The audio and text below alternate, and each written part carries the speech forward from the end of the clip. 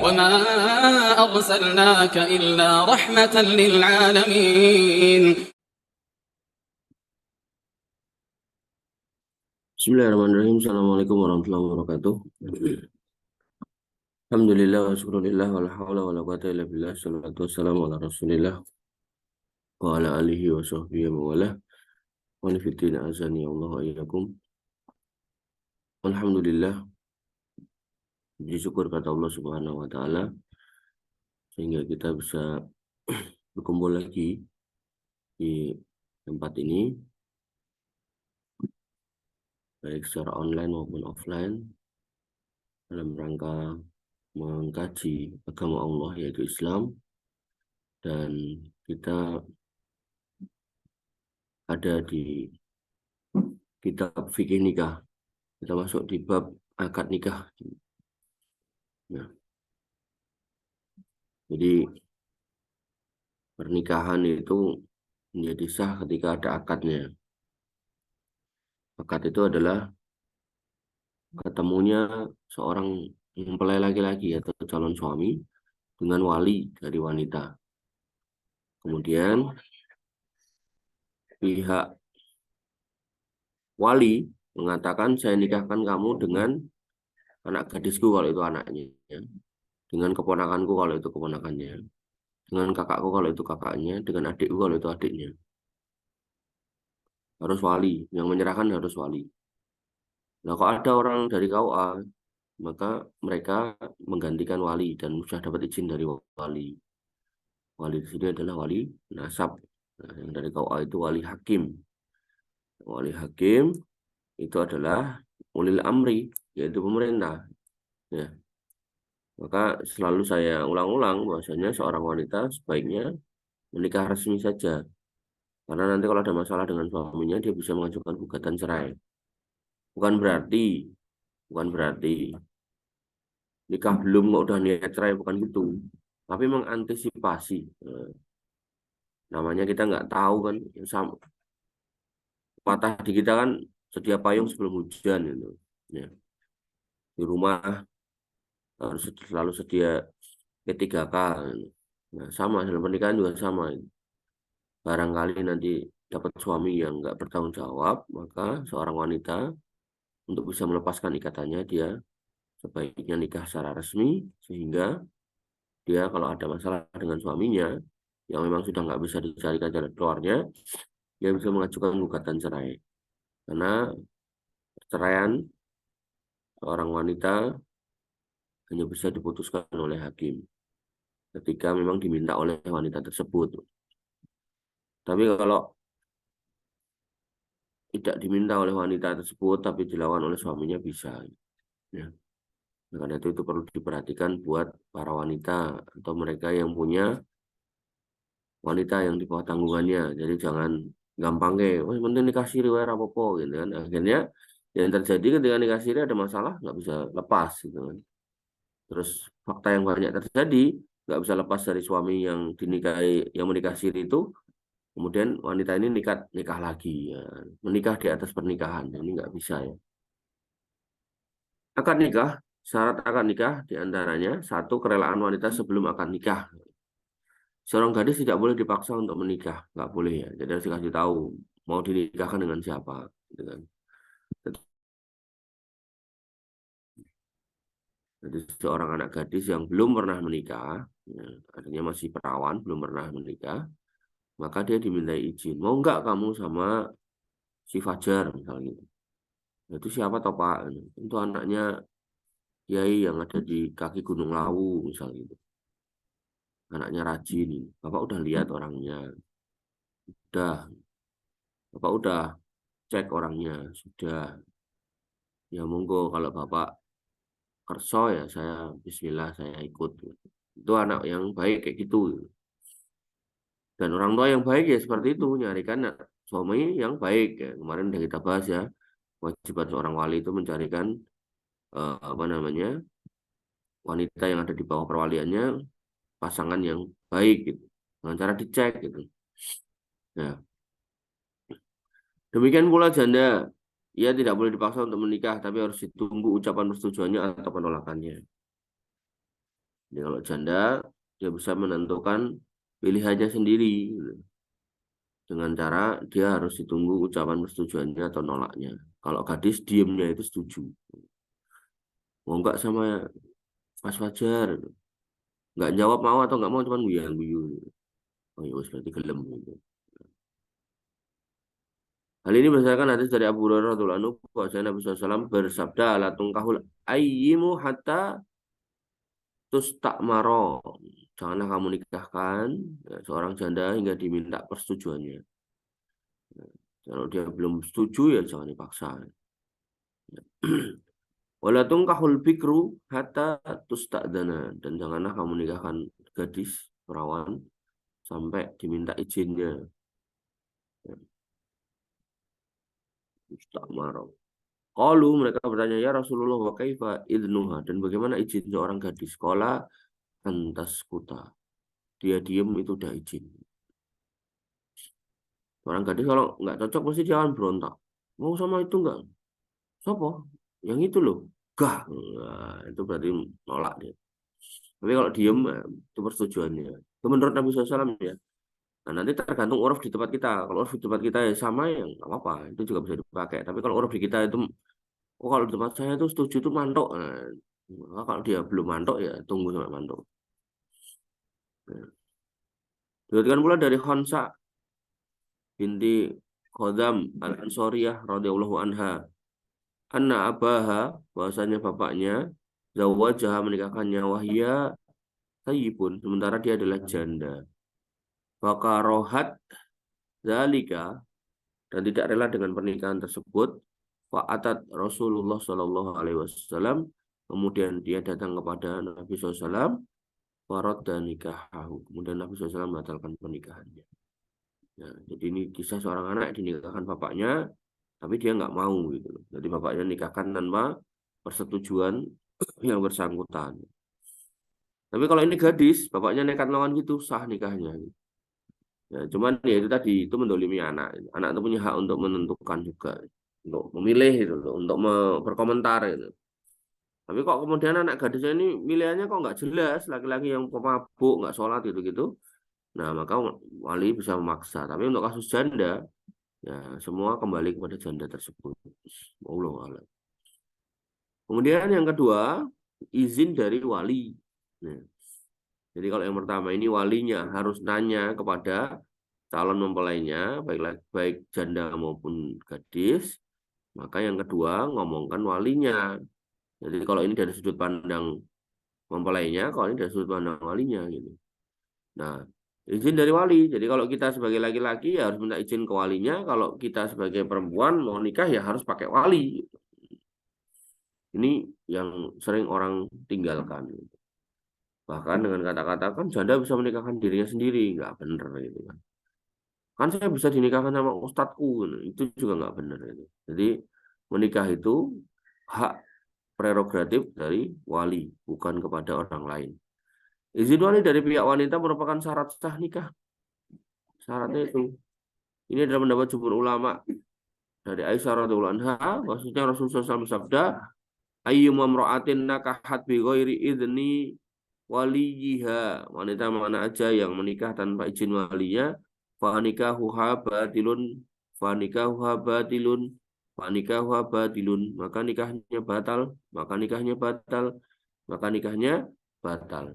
Ketika nikahnya batal atau tidak sah, maka hubungan suami istrinya dihitung zina. Ya, jadi gak ada tuh dalam Islam tuh kamus ya kawin lari, bawa lari anak orang untuk dikawinin, nggak bisa. Semua harus atas izin walinya. Nah buktinya si Fulan kawin lari baik-baik aja gitu kan, ya biarin aja gitu. Yang jelas dia melanggar syariat ini. Ya. Lalu gimana dengan orang yang kemudian masuk Islam, bapak ibunya kafir dan seterusnya, kan tidak boleh diwalikan sama orang kafir gitu kan? Maka walinya kembali kepada negara.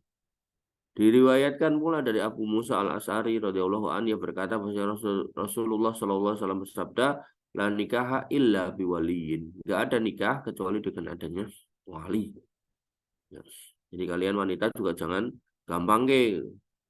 Ya. Pak, aku pengen nikah sama Mas Fajar. jar meneh ben. Terus sing ndi wonge sing kae ngono. Lah, kae bocah ra genah. Gak apa-apa Pak aku cinta. Wah, nek mboten jenengan izinke aku tak kawin lari ya. Jadi kadang sing laki-laki jane jirih tapi kemudian perempuannya ini malah ngomporin gitu. Itu juga ada kayak gitu. Maka jangan jadi kompor ya wanita. Jadi perhatikan kalau emang kamu masih punya wali, ya wali itu harus dihormati. Ada juga yang sudah nggak punya bapak gitu kan, walinya adalah pamannya, pamannya ditinggal. Ini nggak benar juga. Ya. Jadi mau nikah, terus gak usah ngomong karo Pak Lek karo Pak D wis langsung aja ning KUA ngomong wae nek bapakane wis mati, umumnya gak ono kabeh, ngatek kabeh. Nah, akhirnya sama KUA diberikan wali hakim. Padahal sebenarnya harusnya ya kalau emang masih ada pamannya, pamannya. Kalau emang masih ada saudara laki-laki, saudara laki-laki. Biasanya karena nggak mau menyambung tali silaturahmi gitu, sehingga akhirnya paman-pamannya ditinggal. Ini ada lagi yang kayak gitu. Ini dosa ya, nggak boleh ya itu. Wali seorang wanita yang berhak menikahkan adalah al-asobah, yaitu kerabat laki-laki dari pihak bapaknya, bukan dari pihak ibunya. Ini ada kaitannya dengan warisan nanti. Ya, dalam warisan, warisan itu dibagi dulu, nanti sisanya itu untuk al-asobah ini. Ya. Nah, jadi dari kerabat bapak ya, bukan ibu ya. Aku maunya dinikahkan sama om. Om yang mana? Om adik ibu. Enggak boleh. Ya. Jadi harus kembali ke kerabat bapak, bukan ibu. Lah bapak saya sudah nggak ada. Nah, justru karena bapaknya nggak ada, ini sambunglah hubungan dengan bapak kita, dengan saudara bapak kita, paman, Pak Le, Pak D, gitu loh. Apapun istilahnya. Gitu. Caranya gimana ya? Samperin, silaturahmi, datengin, bawain oleh-oleh kayak bawain apa kayak gitu, bawain buah tangan kayak ada apa gitu. Jadi jangan dibiarkan nggak ada kesambungannya, kesinambungannya lagi gitu. Wali seorang wanita yang berhak menikahkan tadi udah ya, sobah bukan dari pihak ibu. Diriwayatkan dari Abu Hurairah radhiyallahu anhu yang berkata, bahwa Rasulullah bersabda, la tuzawijul mar'atu al-mar'ata. Tidak boleh wanita menikahkan wanita lainnya. Wala tuzawijul mar'atu nafsaha. Dan seorang wanita nggak boleh juga menikahkan dirinya. Bermakna harus pakai wali dan walinya dari jalur laki-laki. Sehingga dengan demikian yang menjadi wali bagi seorang wanita secara berurutan adalah satu bapaknya. Ini yang paling berhak ya, jadi nggak boleh ditinggalkan. Nah aku benci sama bapakku, nggak bisa. Ya, kebencian anak kepada bapak itu tidak diperkenankan.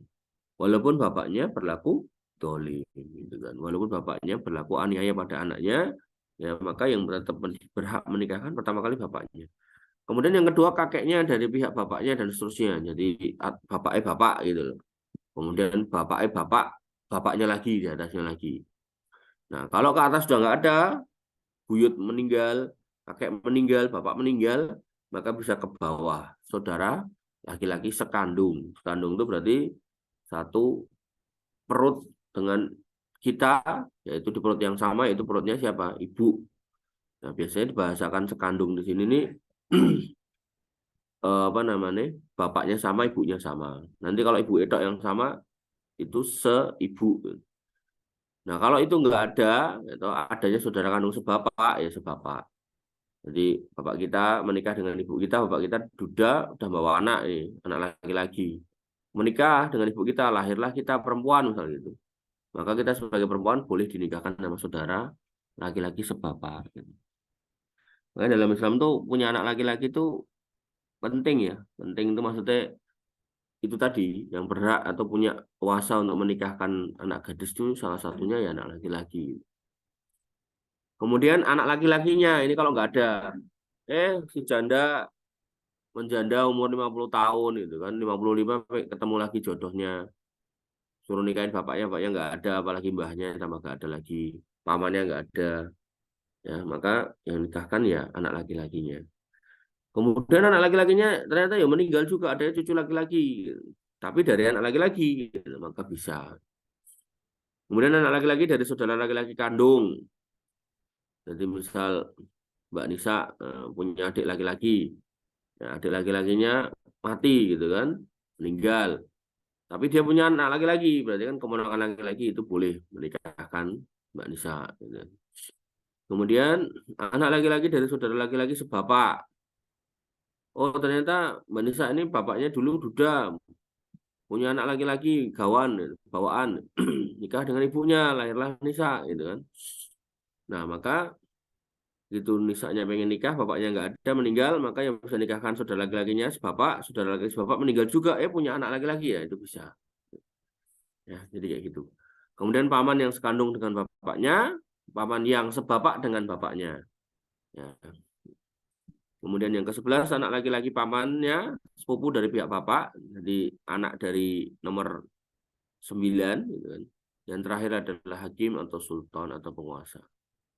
Nah, ini nih, nomor 12 ini sebenarnya ini masuk dalam fikih pernikahan. Tapi kalau kita mau merenung lebih dalam, ini sebenarnya bisa masuk dalam masalah fikih pemerintahan.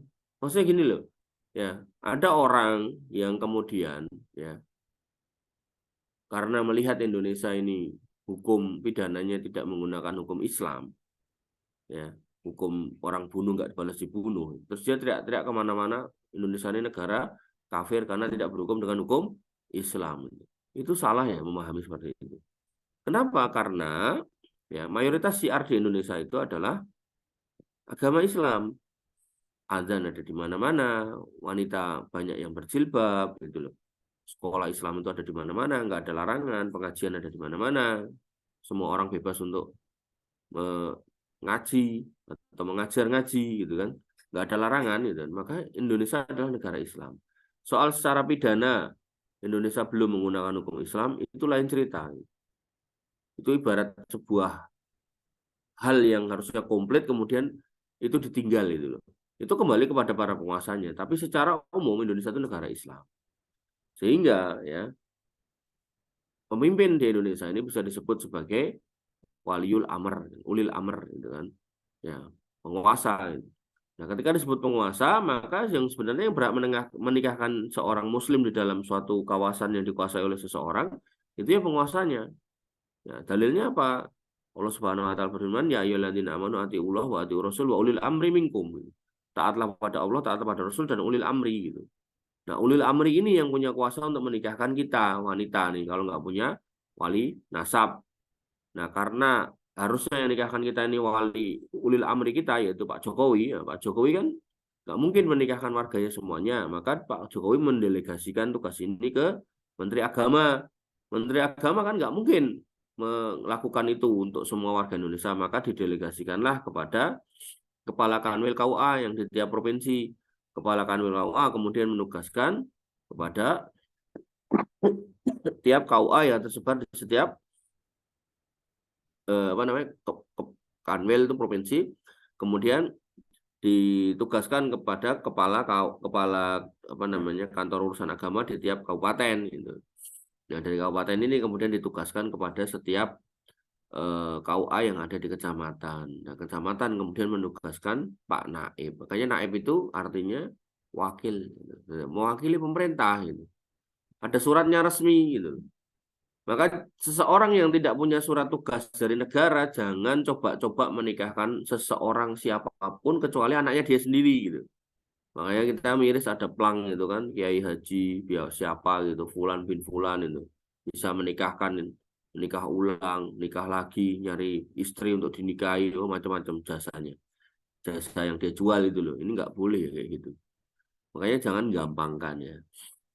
Saya satu ketika di Jakarta pernah didatengin orang minta dinikahkan. Saya bilang, "Loh, siapa saya gitu. Hubungan saya dengan kamu siapa? Nggak ada hubungan, maka nggak bisa gitu. Ya.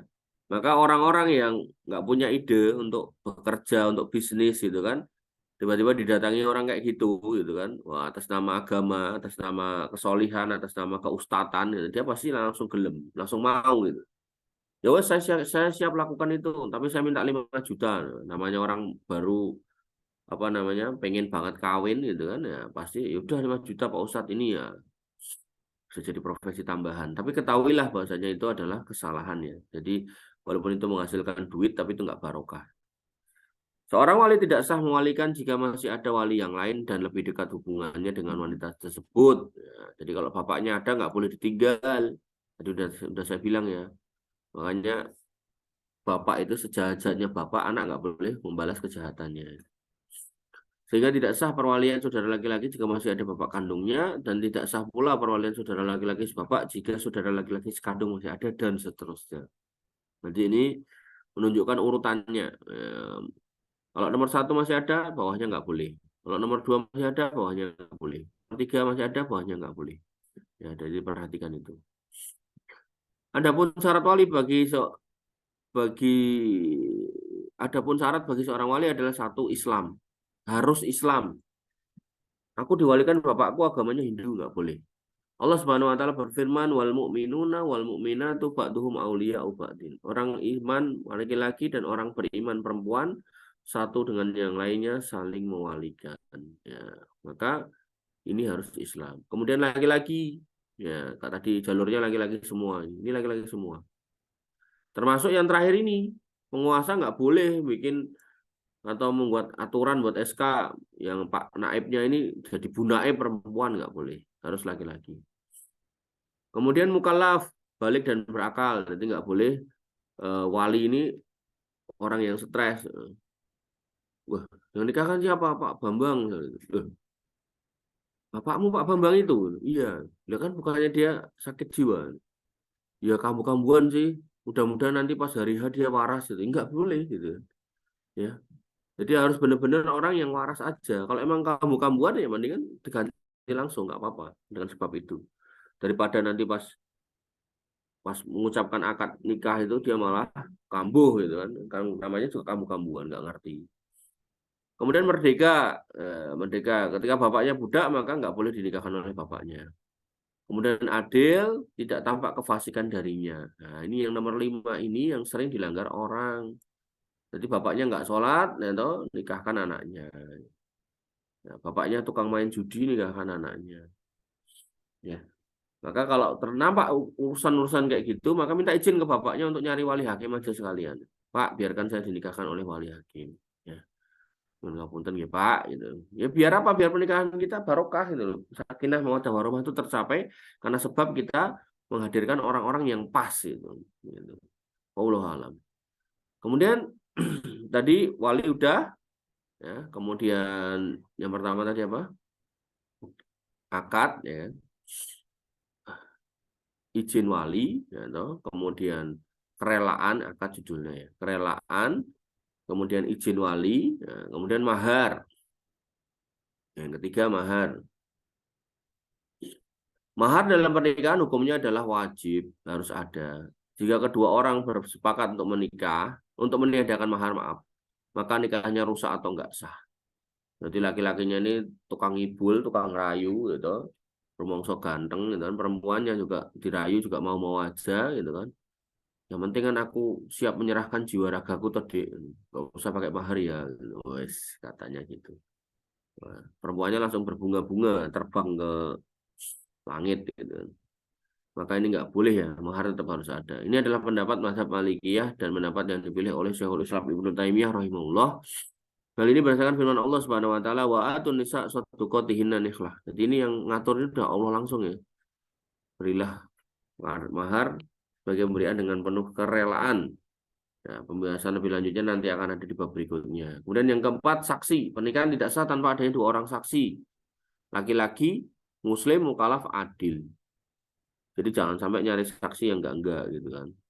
Nah, ini kan kesetaraan gender, nyari saksinya apa namanya perempuan, enggak sah. Kemudian yang kedua, wah ini kan kita harus menghargai hak orang lain. Saksinya kakaknya, kebetulan kakaknya jadi bencong gitu kan. Ini masuk melanggar di sini, adil. Gitu. Laki-laki dia, walaupun bencong kan laki-laki juga, tapi dia ternyata ya, tidak masuk dalam wilayah ini. Maka sebaiknya dicarikan yang lain, yang baik-baik aja gitu. Ya, dicarikan apalah ustadz kayak atau dicarikan guru ngaji kayak atau apa. Diriwayatkan dari Aisyah radhiyallahu anha, ia berkata Rasulullah bersabda, la nikah illa biwaliyin wa syahidai adlin. Nikah nggak sah kecuali dengan izin wali atau atas persetujuan wali, kemudian 2 orang saksi yang adil, yang baik. Berkata Imam Tirmidzi, al-amalu ala hada inda ahli ilmi min ashabi Nabi sallallahu alaihi wasallam min ba'dihim minat tabi'in wa ghairihim qalu la nikaha illa bisyuhud. Pengamalan dari hadis di atas tadi yang dilakukan oleh para ulama dari kalangan para sahabat dan orang-orang setelahnya dari kalangan tabi'in, mereka berkata gak ada pernikahan kecuali dengan adanya saksi yang menyaksikan. Jadi nggak boleh ditinggal saksi. Demikian yang bisa kita sampaikan dan kita diskusikan. Kurang lebih mohon maaf. Assalamualaikum warahmatullahi wabarakatuh. Assalamualaikum warahmatullahi wabarakatuh.